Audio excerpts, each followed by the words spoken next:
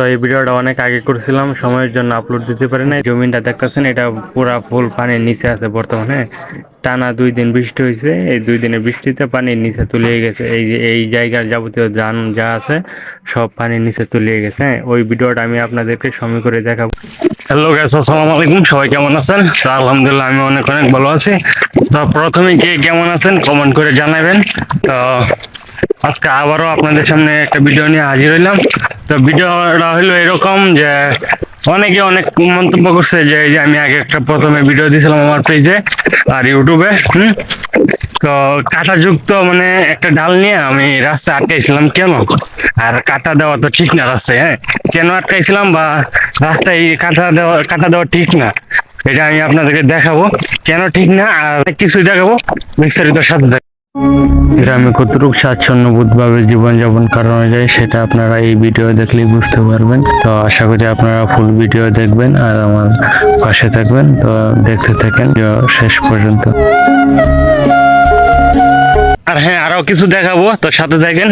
একটা কৃষকের কৃষিক্ষেত্রে কি কি কাজ করতে হয় বা কি কি পদক্ষেপ নিতে হয় এগুলো দেখাবো, এগুলো বলবো আপনাদেরকে।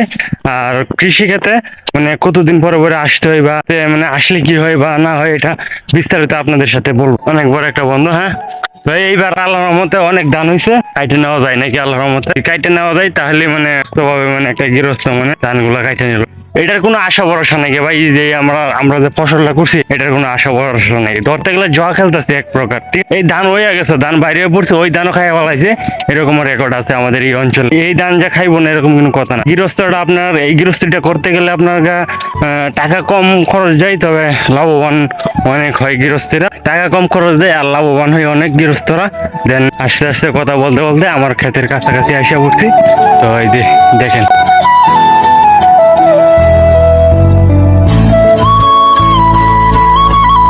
তো এই যে দেখতেই পাচ্ছেন এটা আমার জমি। তো আগে চাইতে অনেক ভালো হয়েছে, তো আলহামদুলিল্লাহ অনেক।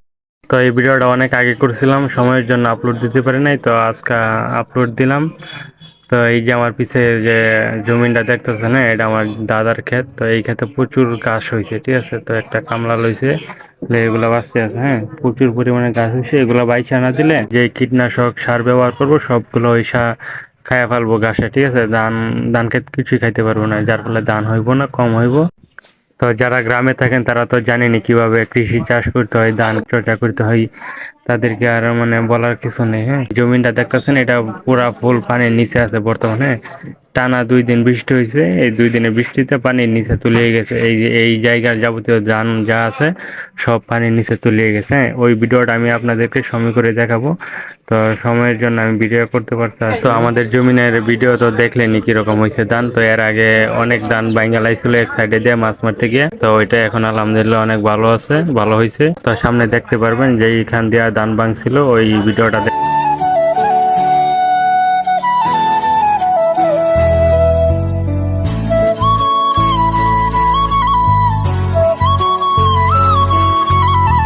ইনি হলেন আমার দাদা। হ্যাঁ, আমার বাবার চাচা, আমার দাদা লাগে। তো ওনার ক্ষেতে এত পরিমাণে ঘাস হয়েছে, আপনারা যদি না দেখেন তাহলে বিশ্বাস করতে পারবেন না। এই দেখেন কতগুলা টিভিতে রাখছে ঘাস, মানে কামলা মনে হয় গেছে 2-3টা, আজকে আবার একটা নিচে কামলা। তো এক একটা কামলার খরচ হয় 700 থেকে 800 টাকা। সামনে ভিডিওতে আপনাদেরকে দেখাবো এই জমিনের নিচে এই জমিনটাতে তলিয়ে গেছে। হ্যাঁ, কতটুকু পানি আছে এগুলা দেখাবো আপনাদেরকে একেবারে সরাসরি।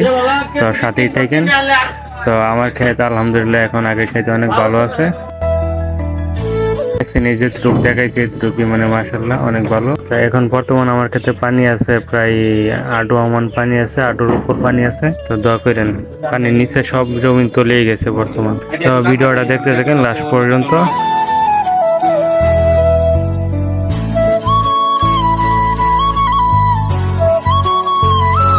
তো আজকে আপনাদেরকে ঘুরে ঘুরে পুরো আমার ক্ষেতটা দেখাবো, চারোদিক দিয়ে ঘুরে দেখাবো কেমন আছে বা কেমন হইতেছে। তো এটা পুরাই দেখাবো আপনাদেরকে। হ্যাঁ, পুরা ভিডিওর সাথে তো ধৈর্য সহকারে ভিডিওটা দেখেন। হ্যাঁ, গৃহস্থরা ক্ষেতে আসলে মানে কি কি কাজ করতে হয় বা ক্ষেতের কি কি লাভ হয় এগুলো আপনাদেরকে বিস্তারিত বলবো। আপনারা ভিডিওটা দেখতে থাকেন।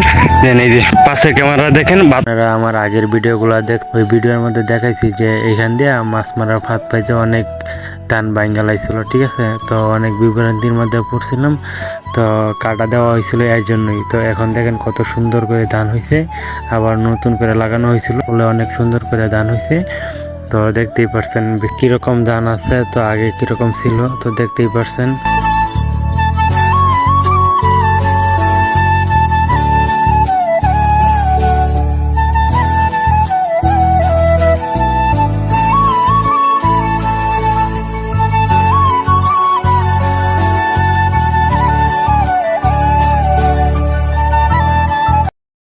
আপনারা যারা আগের ভিডিওগুলো দেখছেন তারা বুঝতে পারবেন। হ্যাঁ, তো আগের ভিডিওতে আমার এই জায়গাটা অনেক ফাঁকা ছিল, হ্যাঁ, ধান বাঙ্গালাই ছিল। তারপরে এগুলো আবার লাগানো নতুন করে, তারপরে খাটা দিয়ে এগুলো লাগানো হয়েছিল নতুন করে।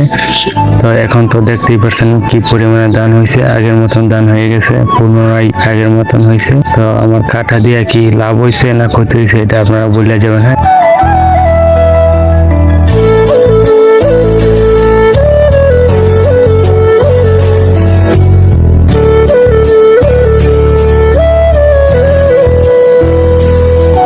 তো দেখলেন তো আপনাদেরকে আমি বাতরটা দেখাইলাম। তো সামরিক সময়ের জন্য আমি কাটারা ব্যবহার করছিলাম বাতরে, আমার ক্ষেতের বাতরে। তো কাটারা ব্যবহার করে আমার কতটুকু লাভ হয়েছে আর কতটুকু ক্ষতি হয়েছে এটা অবশ্যই আপনারা জানাইবেন, ঠিক আছে।